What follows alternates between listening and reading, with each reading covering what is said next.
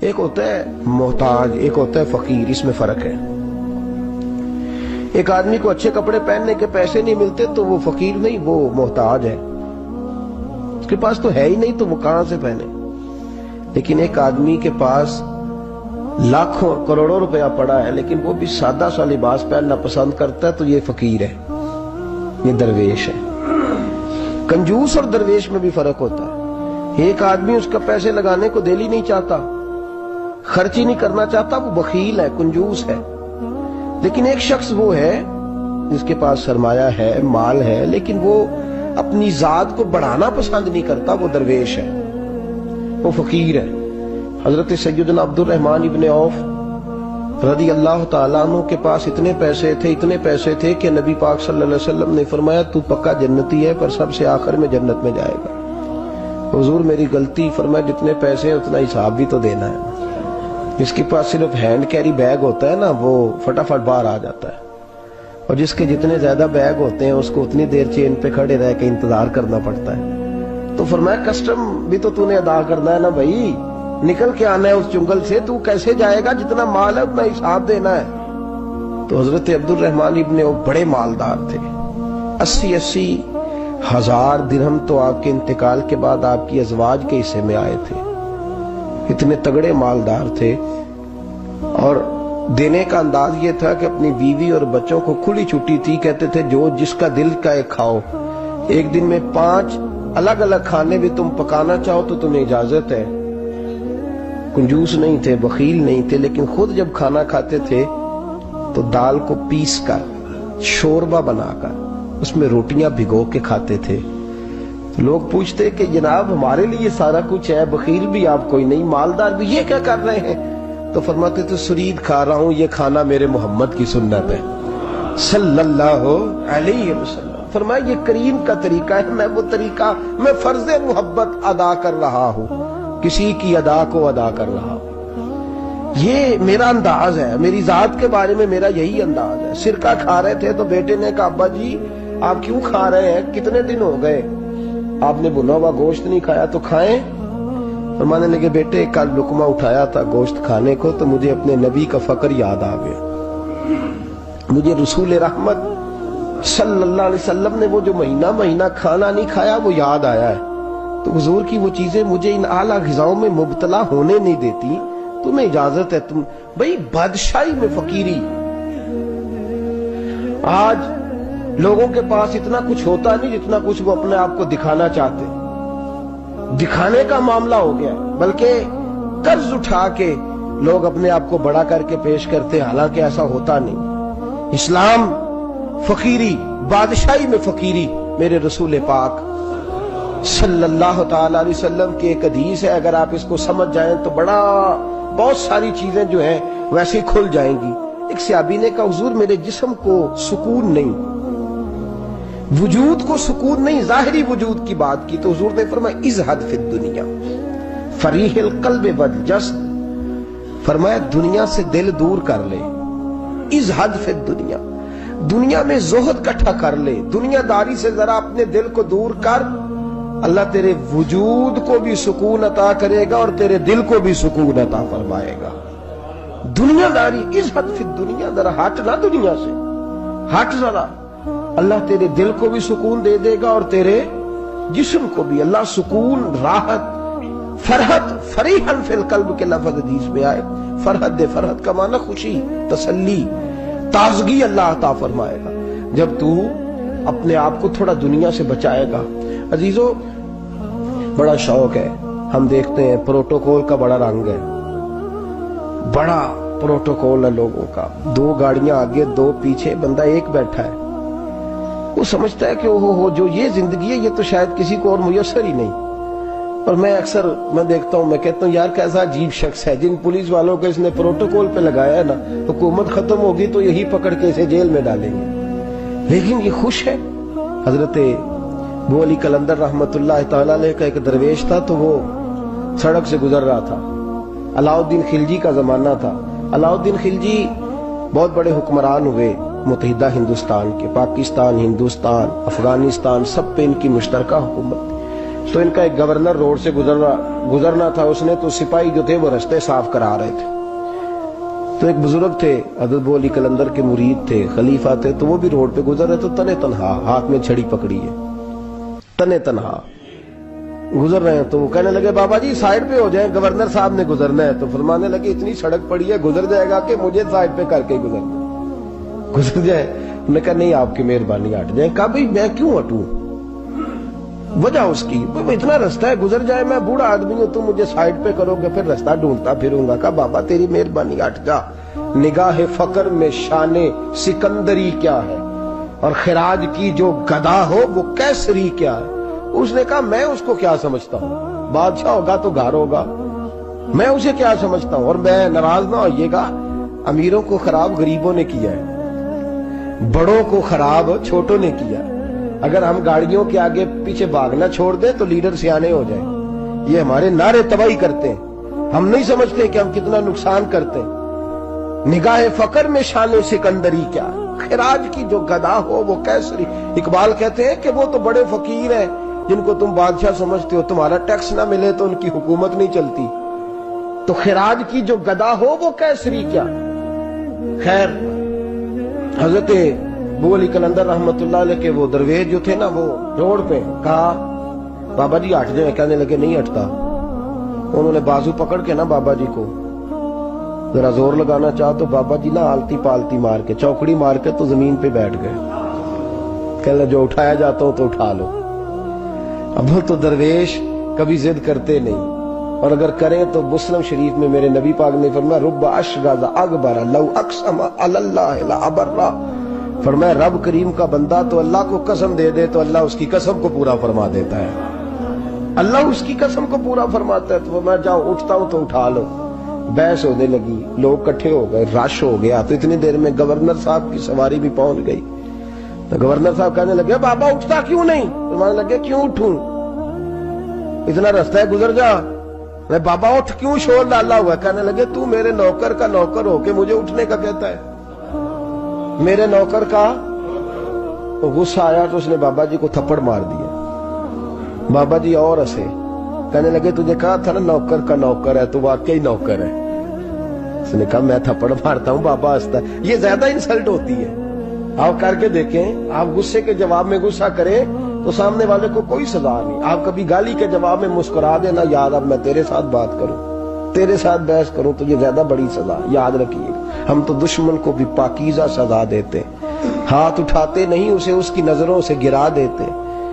جب تھپڑ مارا تو بابا جی ہنس پڑے، کہنے لگے تجھے کہا تھا نا تو غلام ہے، تو بھائی واقعی غلام ہے۔ اب جب ہنسے تو اب اس کو ڈھارس ہوئی، توجہ ہوئی، کہنے لگا بابا ماجرا کیا ہے، میں کیسے غلام کا غلام ہوں؟ تو بابا کہنے لگا دیکھنا، تجھے مسجد آنے کا کہے تو تیرے لیے مصیبت ہے، اتنے لوگوں کو تو ٹائم دے لیتا ہے لیکن اللہ کو تو نہیں دے پاتا، تو نفس کا غلام ہے اور نفس میرا غلام ہے، لہذا تو میرے غلام کا غلام ہے، تو میرے نوکر کا۔ کہنے لگے یہ ساری نفس پرستی ہے، یہ جو تو نے دنیا داری اکٹھی کی ہوئی ہے نا، یہ جو تیرے نعرے لگ رہے ہیں اور تو سمجھتا ہے کہ یہ میرے، یہ تو تنخواہ دیتا ہے، تیرے نعرے لگاتے ہیں، ذرا تنخواہ چھوڑ کے بات کر، پھر دیکھ تیرے کتنے نعرے لگتے ہیں۔ تو یہ ڈرتے ہیں تجھ سے لوگ، تیرے آگے پیچھے بھاگتے ہیں، ذرا اقتدار سے سائڈ ہو تو یہ پتہ لگے تیری قیمت کیا ہے۔ تو سمجھتا ہے کہ میری جیب میں پیسے ہیں، لوگ مجھے سلوٹ کرتے ہیں، تو نہیں ہے، تجھے سلام کوئی بھی نہیں کر رہا، تیری جیب کو سلام ہو رہا ہے، تیرے عہدے اقتدار کو اور تیری وحشت اور دہشت کو سلام ہے۔ اس نے کہا حضرت جی مجھے سلام کب ہوگا؟ تو فرمانے لگے جب تو بادشاہی میں فقیری کرے گا، جب تو بادشاہی میں بھی فقیری ہوتی ہے میرے عزیزوں، بادشاہی میں بھی فقیری ہوتی ہے۔ آپ کے اس ہندوستان کے ایک بادشاہ کا نام اورنگزیب عالمگیر بھی ہے۔ اورنگزیب عالمگیر کے انتقال کا وقت آیا نا، تو اورنگزیب عالمگیر بیمار ہوئے، آخری وقت منبر پہ چڑھے اور لوگوں کو کہنے لگے لوگوں تو مجھ سے اکثر پوچھتے تھے نا کہ بادشاہ تیری 2 انگلیوں پہ سیاہی کو لگی رہتی ہے اور تیرے ہاتھوں میں سوراخ کیوں رہتے ہیں؟ اورنگزیب عالمگیر، یہ میں آپ کو فرشتوں کی کہانی نہیں سنا رہا، اس دنیا میں، اس دور میں، اس دھرتی پر بسنے والے لوگوں کی کل کی بات سنا رہا ہوں۔ اس ہندوستان میں ہندوؤں کے ملک پر حکومت کرنے والے ایک مسلمان دیانتدار بادشاہ کی بات سنو. کہتے ہاتھوں میں سراغ کا پوچھتے تھے نا تم لوگ, اور تم مجھے پوچھا کرتے تھے تیرے ہاتھوں پہ سیاہی کیوں لگی ہوئی ہے. اورنگزیب عالمگیر متحدہ ہندوستان کا مطلق العنان بادشاہ کہنے لگا میرے انتقال کا وقت آ گیا ہے. اب میں تمہیں بتاتا ہوں, میں نے ساری زندگی حکومت کے خزانے سے 1 روپیہ تنخواہ نہیں لی. میں کتابت کرتا تھا, کتابیں لکھ کے جو مجھے مزدوری ملتی تھی, اور میں ٹوپیاں سیا کرتا تھا, میرے ہاتھوں میں سوراخ ہو جاتے تھے. میں نے اس کا رزق حلال کھایا ہے. اور فرمایا 50 روپے فلاں جگہ میں نے رکھ دیے ہیں, میں مر جاؤں تو اس کا مجھے کفن دے دینا, اور لوگوں کو بتانا کہ وہ ہندوؤں میرے رسول پاک صلی اللہ علیہ وسلم نے جس طرح مجھے کہا تھا میں نے اس طرح حکومت کی. وہ خطبہ پڑھ رہے تھے, اورنگزیب خطبہ پڑھ رہے تھے, اور گلیوں میں کھڑے ہندو کلمہ پڑھ پڑھ کے مسلمان ہو رہے تھے. میرے دوست یہ بادشاہی میں فقیری. ہمارے پاس تو پیسے آتے ہیں تو ڈرائیور کی ذمہ داری ہے, یہ بھی پروٹوکول ہے. ڈرائیور نے گاڑی بھی چلانی ہے اور صاحب کا دروازہ بھی کھولنا ہے. اس نے اندر بیٹھیں گے تو دروازہ بھی ڈرائیور صاحب نے. نفس پرستی ہے, جتنا مرضی آگے لے جاؤ, اتنا مرضی. یہ کوئی بادشاہی, یہ کوئی آپ کا بڑا پن نہیں ہے. وہ تنخواہ لیتا ہے, مجبور ہے, کیا کرے. ہو سکتا ہے کل کو اس کے پاس پیسے آئیں تو بدلہ لینے کے لیے آپ کو ہی بلا لے کہ چل میرا دروازہ کھول. وہ محبت کے ساتھ, عقیدت کے ساتھ تھوڑی ایسے کر رہا ہے. ہم سرا مال آتا ہے تو ہم بڑے بن جاتے ہیں. جو بڑے تھے وہ حضرت مولا کائنات شیر خدا علی المرتضیٰ رضی اللہ تعالیٰ عنہ فرماتے ہیں میں نے حضور کی بارگاہ میں عرض کی یا رسول اللہ کو نصیحت ہی کر دیں حضور مجھے کوئی. تو حضور نے فرمایا علی جو دنیا میں پروٹوکول لیتا ہے آخرت میں رسوا ہو جاتا ہے. جو دنیا میں دنیا داری دبدبے تنتنے کی خواہش کرتا ہے, خواہش کرت. ملا رومی رحمت اللہ علیہ نے بڑا عجیب جملہ لکھا ہے. ملا رومی کہتے ہیں ہمارے پاس فرعون جتنے پیسے نہیں, نمرود جتنی دولت نہیں, ورنہ کئی لوگوں کا خدا بننے کو دل کرتا ہے. معاذ اللہ تعالیٰ. وہ کہتے ہیں کئی لوگوں کا دل کرتا ہے کہ لوگ ہمیں سجدہ کریں, لیکن فرعون اور نمرود جتنی طاقت دولت نہیں, ورنہ لوگ کرائیں. معاذ اللہ تعالیٰ. خواہشات نفس اتنی بڑھ گئی ہیں. اچھا لگتا ہے, اچھا لگتا ہے. ہمارے لیڈران کہتے ہیں 2-4 بندے ہلکے میں مرے نہ تو الیکشن کا مزہ ہی نہیں. معاذ اللہ تعالیٰ یہ ہمارا حال ہو گیا. ہم نعرہ بازی کی قائل قوم ہیں, ہم نعروں پہ زندہ رہنے والے نفس پرست بنتے جا رہے ہیں. شیر خدا رضی اللہ تعالیٰ عنہ فرماتے ہیں رسول کریم نے فرمایا جو یہاں عزتیں ڈھونڈتا ہے, یہاں خواہش کرتا ہے نعروں کی, پروٹوکول کی, آخرت میں رسوا کر دیا جاتا ہے. اور فرمایا جو یہاں جھک جاتا ہے اللہ قیامت میں اسے عزتیں عطا فرما دے گا. یہ حضور نے نصیحت فرمائی. حضرت عمر بن عبدالعزیز. زمانہ ڈرتا تھا, بڑا نام ہے. فقیری اور چیز ہے, درویشی.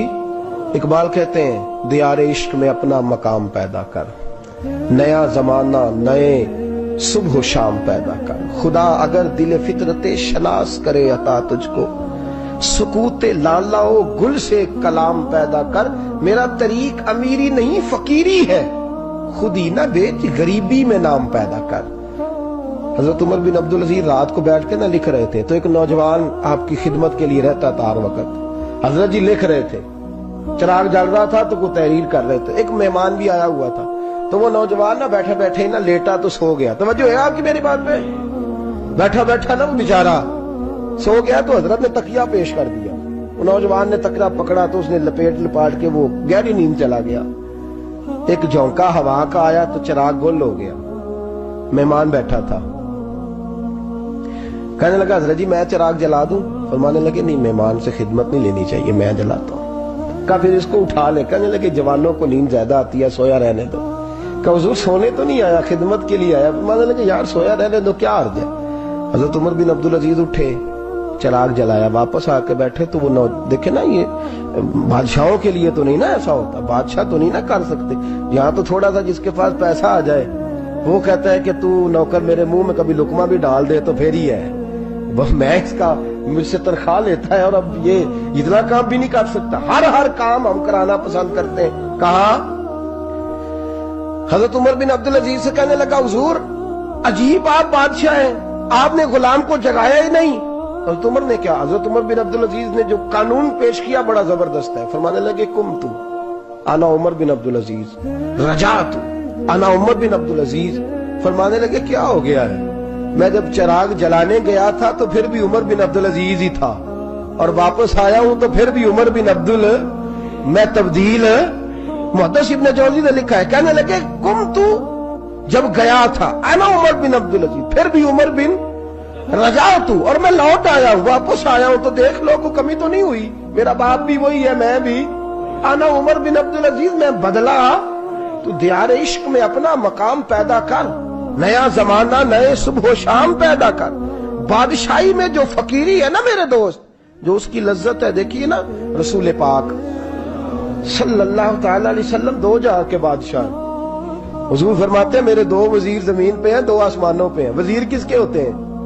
बोलिए ना, दो मेरे वजीर, तिरमिजी की हदीस है, दो जमीन पे हैं, दो। हुजूर जमीन वाले वजीर कौन से हैं? फरमाया अबू बकर और उमर। आसमान वाले कौन है? फरमाया जिब्रील और मीकाईल अलैहिमुस्सलाम। मेरे दो वजीर यहाँ हैं, दो वजीर। हुजूर बादशाह है, वो दो आलम की रहमत थे, जहां चाहते वहीं रहते, ये उनकी मेहरबानी है कि ये आलम पसंद आया। हुजूर दो जहां के बादशाह हैं, लेकिन मेरे नबी पाक कपड़ा खुद सी रहे हैं। जूता टूट गया है तो रसूल पाक सल्लल्लाहु अलैहि वसल्लम उसको गांठ भी, उनते मेरे ख्याल जुती ढुलाने वाला काम मौकी नहीं गया जी। मेरा नहीं ख्याल कि अब कोई 10,000 जो तनख्वाह लेता है वो भी जूता गांठता हो। नहीं, आप ही की गंढना, किसी को भी नहीं गंढाईदा। क्या ख्याल है आपका? ठीक बात कर लो। नबी पाक जूता भी खुद गांठते, कपड़ों को पेबंद भी, हुजूर अपने कपड़े धो भी खुद लेते। मेरे रसूल पाक सल्लल्लाहु अलैहि वसल्लम घर में बकरियों का दूध भी धो लेते, और ऐसा भी होता। ये बादशाही में फकीरी है ना, दो जहां के बादशाह है, लेकिन सलाम उस पर के जिसने बादशाही में फकीरी की। रसूल करीम सल्लल्लाहु अलैहि वसल्लम, हज़रत आयशा फरमाती हैं घर आए, कहा आयशा खाना तैयार है? कहा नहीं हुजूर अभी तो खाना तैयार करना है। फरमाया तुम आग जलाओ, मैं आटा गूंद देता हूं। किसकी बात है? नहीं लड़ना चाहिए, रखना चाहिए। तुझे मंगया दे हाँ पैसे मेरे को पहली दे, मैं डंडे नहीं मारने। मैं आया तो पता नहीं मैं किड्डी बला दा नाम है, तुसा टुकर ही नहीं पकाया। वो मैं आ गया घर, तो पता ही नहीं लगा मैं ही आ गया घर। अल्लाह खैर कर, भाई हिटलर ना बनो, हर जगह हिटलर ना बनो। उसने सलूक जिंदगी का हिस्सा है, पाकीज़गी जिंदगी का हिस्सा है। मेरे रसूल करीम सल्लल्लाहु अलैहि वसल्लम, उमर फारूक रज़ी अल्लाह तआला अन्हु फरमाते, मैं गया नबी करीम से मिलने तो मोटे बान की चारपाई, हम उसे असी मुंज दी मंजी आंदे सानू, मोटे बान की चारपाई। मिशकात की हदीस है, हजरत उमर फरमाते मैं सख्त दिल वाला शख्स था, हुजूर से मिलने गया तो नबी पाक आराम कर रहे थे चारपाई, मैं जाके करीब जमीन पे बैठ गया। हुजूर ने आहट सुनी तो हुजूर उठे। फरमाते हैं जब नबी पाक उठ के बैठे तो हुजूर के वजूद पर मैंने बान के निशान देखे। कहते मैं रो पड़ा, सख्त दिल था पर रो पड़ा। मैंने कहा हुजूर कैसे रो, किस तरह मौजें करें और आप इस बान की चारपाई पे?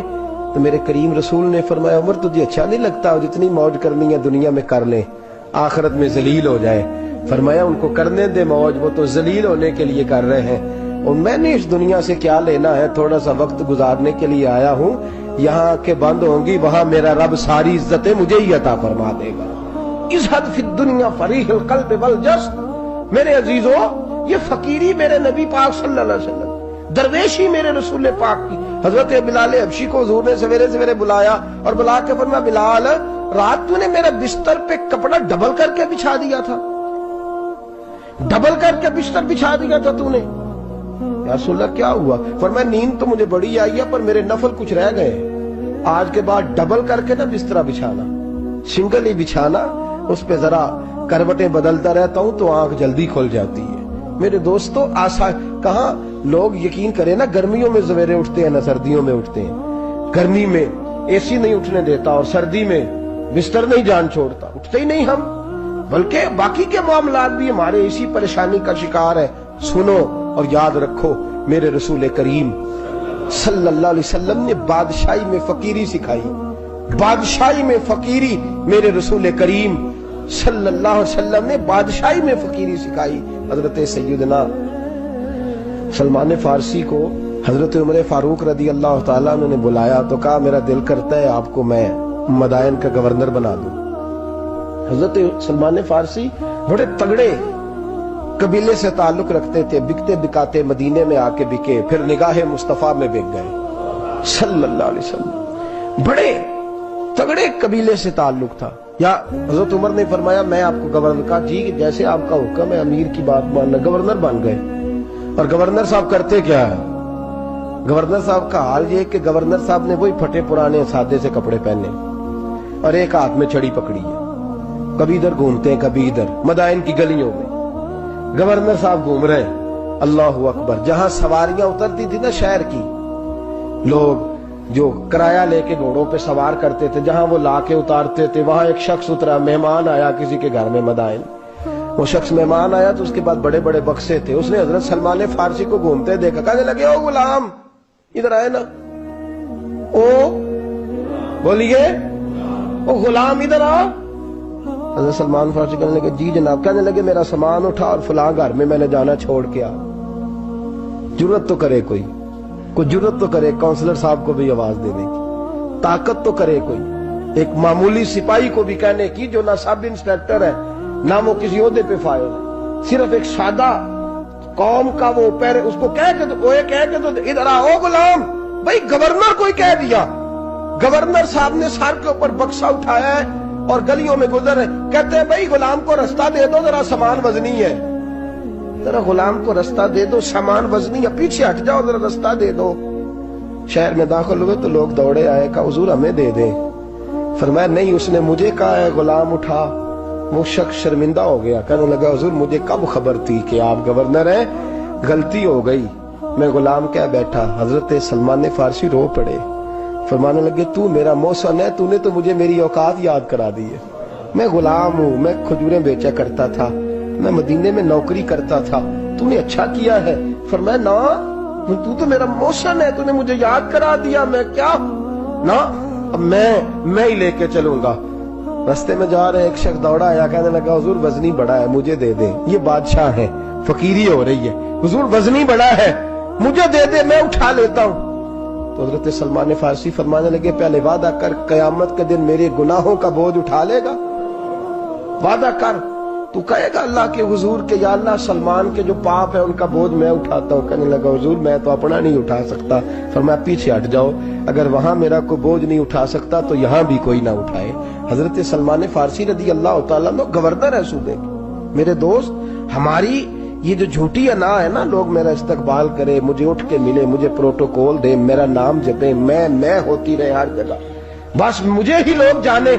اور میرے عزیز اس دھندے سے باہر آ، نفس پرستی کی اس جنگ سے نکل آ، اپنے مزاج کی اس قلت سے نکل آ، اپنے آپ کو جو بات نہیں بھی آتی ہوتی اس میں بھی ہم دخل دے کے اپنا کوئی نہ کوئی پیغام اور جملہ ضرور بیان کرنا چاہتے ہیں۔ بھئی ہمارا بھی نام لکھ لو، ہم بھی شامل ہیں، ہمیں بھی پتہ ہے اس گورکھ دھندے کا کچھ نہ کچھ، ہمیں بھی شامل کر لو۔ یہ نفس پرستی کی جنگ ہے، اس سے نکلو۔ اگر رب کریم نے بادشاہی دی ہے تو اس میں فقیری کرو، کبھی کبھی اپنے کپڑے خود استری کر لینے چاہیے، نہیں نہ بولے آپ لوگ، مشکل کام بتا دیا نا میں نے، کس کے کپڑے استری کرنے کو کہا جی؟ اللہ خیر کرے، میں کیا رہے، میں تو ماڑے دی گل کر چھڑی، بولے نہیں نا آپ لوگ۔ کبھی کبھی اپنے کپڑے خود استری، کبھی کبھی اپنے جوتے خود پالش کر، کچھ نہیں فرق ہوتا، اس سے آپ کا نفس کچلا جائے گا۔ کبھی کبھی نا، کبھی کبھی باوجود موٹر سائیکل اور گاڑی کی موجودگی میں پیدل سفر کر لینا چاہیے، کچھ نہیں فرق ہوتا۔ کبھی کبھی کوئی آدھا کلو چینی پکڑ کے دکان سے خود اپنے، کوئی نہیں کہنے لگا کہ غریب ہو گئے ہیں، خود ہی انہیں آدھا کلو کھانڈل کہنے دو کو کہتا ہے، کچھ نہ کچھ اپنے نفس پہ بوجھ ڈالیں۔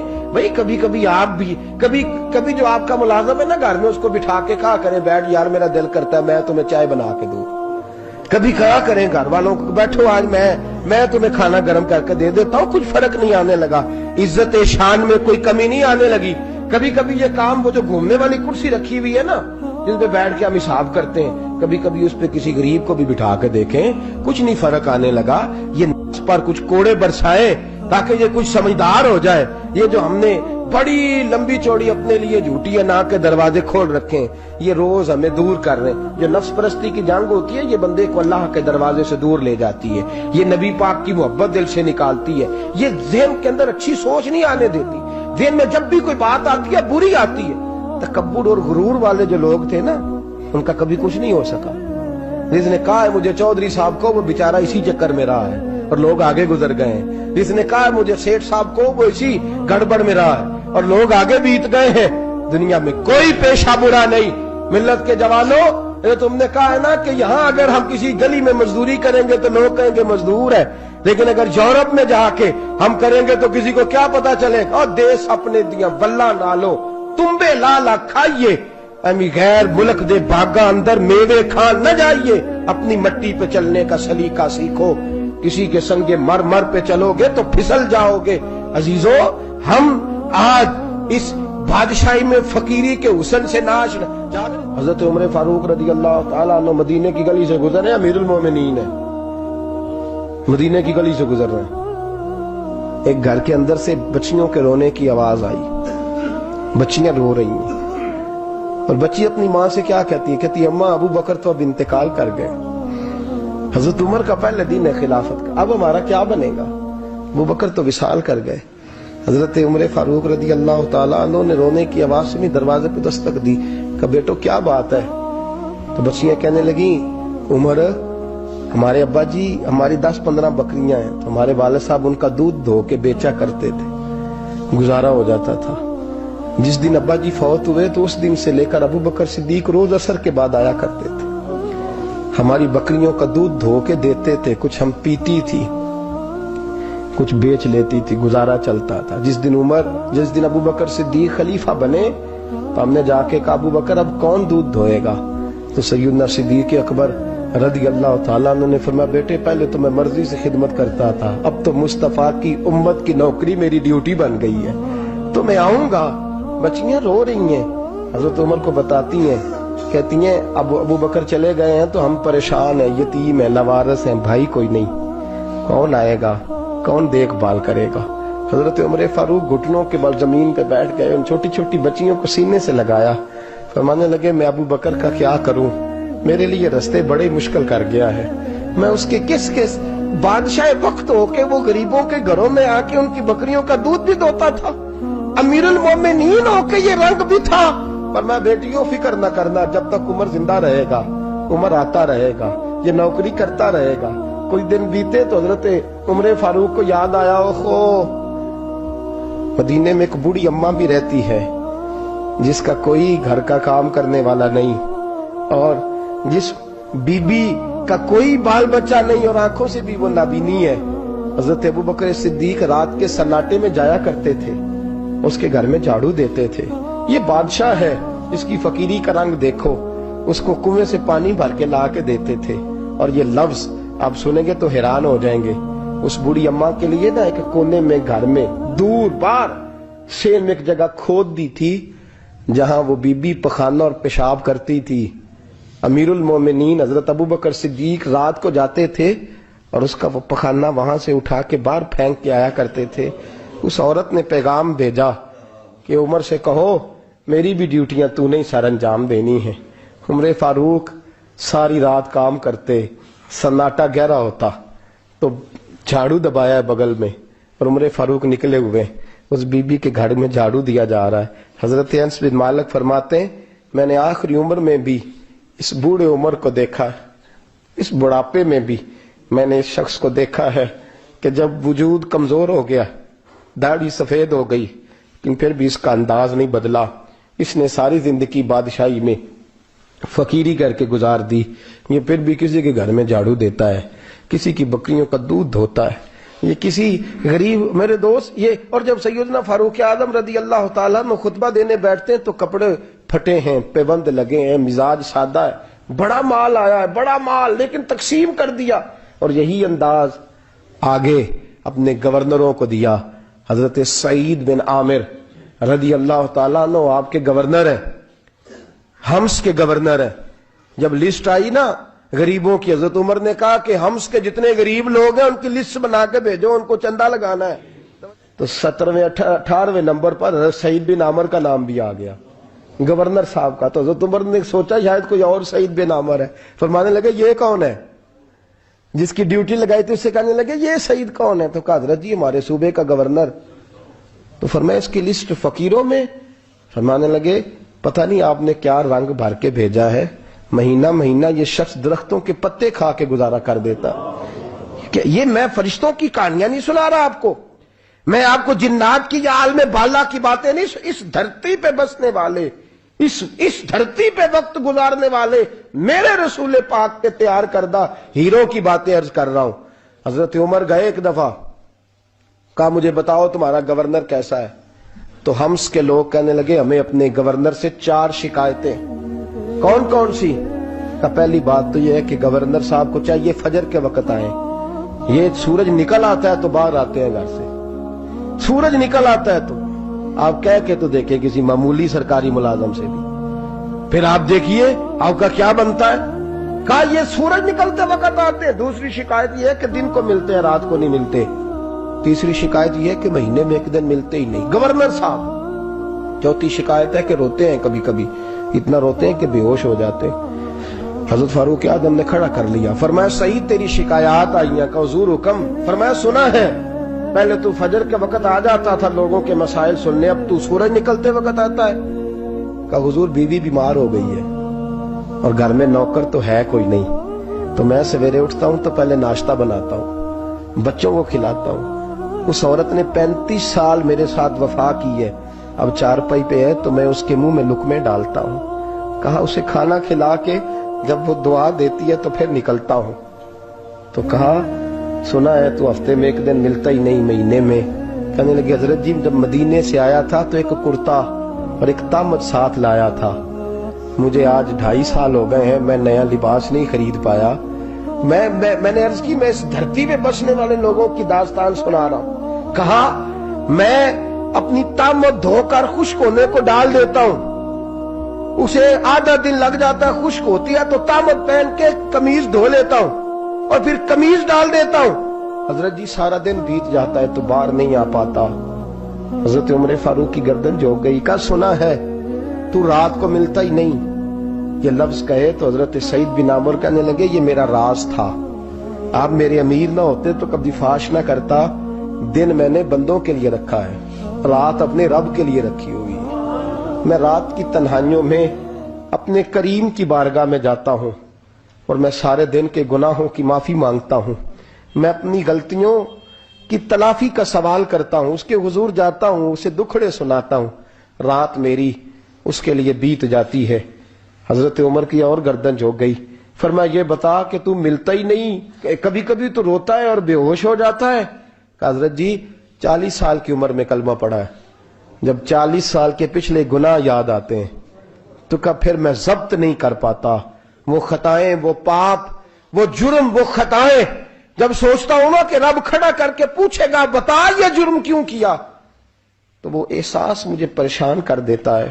حضرت جی میں پھر برداشت نہیں کر پاتا، پھر میں تڑپ اٹھتا ہوں، میری یہ کوتاہیاں ہیں، بتائیے کیا کہتے ہیں۔ حضرت فاروق اعظم نے گردن اٹھائی تو آنکھوں میں آنسو تھے، کہنے لگے یا اللہ مجھے اس جیسے کچھ اور گورنر بھی عطا فرما، یا اللہ اس جیسے کچھ اور گورنر بھی۔ عزیزو اپنا حال کیا ہے؟ ملک شام جب فتح ہوا تو حضرت سعد بن ابی وقاص رضی اللہ تعالیٰ عنہ کہتے ہیں کہ کچھ لوگ مجھے کہنے لگے کہ ہم آپ سے معاملات طے نہیں کریں گے، ہم جزیہ دیں گے، ٹیکس دیں گے، اسلامی حکومت کے زیر اثر آئیں گے، لیکن آپ سے معاملات طے نہیں کریں گے، اپنے امیر کو بلائیے۔ تو حضرت سیدنا سعد بن ابی وقاص کہتے ہیں میں نے خط لکھا، فرماتے خط لکھا حضرت عمر کو، میں نے کہا جناب آئیے، جواب میں حضرت عمر نے خط میں جواب لکھا کہ فلاں دن فلاں تاریخ فلاں وقت میں ملک کے شام پہنچ جاؤں گا۔ حضرت سیدنا عمر چلے گھر سے، ایک غلام، ایک گھوڑا، ایک نیزہ۔ حضرت فاروق اعظم نے کچھ کھجوریں، خشک کھجوریں، کچھ سرکہ باندھ کے رکھ لیا رستے میں کھانے کو۔ یہ بادشاہی میں فقیری ہو رہی ہے، لاکھوں مربع میل کا حکمران ہے، کروڑوں اور اربوں روپے پاس پڑے ہوئے ہیں، وہ ساری چیزیں رکھ لیں اور سیدنا عمر فاروق رضی اللہ تعالیٰ عنہ چلنے لگے۔ اب غلام سے کہنے لگے بھئی میرا گھوڑا ذرا ماڑا ہے، کمزور ہے، طے کر لیں اتنے میل تو گھوڑے پہ بیٹھے گا، میں پیدل چلوں گا، پھر اتنے میل میں گھوڑے پہ بیٹھوں گا، تو پیدل چلے گا۔ ملک شام پہنچنے کا وقت آ گیا، جب وقت آیا تو پیدل چلنے کی سواری حضرت عمر کی تھی، ان کی باری تھی پیدل چلنے کی، اور سواری پر سوار ہونے کی باری غلام کی تھی۔ کہ لوگ رشتے کرتے ہیں نا تو کرائے کی کار لے کے چلے جاتے ہیں، بعد میں وہ پوچھتے ہیں کہ تسی تے کار تے آئے سو، ہم اپنے آپ کو بنانے کے لیے جھوٹی انعام بھی خریدنی پڑے تو خریدنے سے ہم پرہیز. ہم جو بتاتے وہ ہم ہوتے نہیں، اور جو ہوتے ہیں وہ ہم بتاتے. حضرت سیدنا عمر فاروق رضی اللہ تعالیٰ عنہ سواری پہ غلام ہے، خود پیدل ہے، اور حال کیا ہے؟ بارش ہوئی تھی تو کچھ پانی کھڑا تھا چھوٹے چھوٹے جوہڑوں میں، چھوٹے چھوٹے تالاب بنے ہوئے تھے، پانی کھڑا تھا. تو حضرت عمر فاروق رضی اللہ تعالیٰ چمڑے کے جوتے پہنے، تو وہ جوتے دونوں اتار کے تو بغل میں دبا لیے. حضرت سعد بن ابی وقاص فرماتے ہیں اسی بغل میں نیزہ رکھ لیا اور تامت تھوڑا اونچا کر لیا کہ پانی سے چلنا ہے، اور غلام کو گھوڑے پہ بٹھایا ہے اور گھوڑے کی لگام پکڑی ہے تو یوں پیچھے رکھی ہوئی. اور حضرت سیدنا فاروق اعظم رضی اللہ تعالیٰ عنہ آ رہے ہیں. غلام کہنے لگا حضور لوگ دیکھ رہے ہیں، مہربانی کریں بیٹھ جائیں. فرمانے لگے نہیں، باری تیری ہے، تو ہی بیٹھے گا. اس نے کہا حضور نہیں، وہ تو ٹھیک ہے، کوئی باری فرض تو نہیں نہ ہو گئی، آپ مہربانی کریں، آپ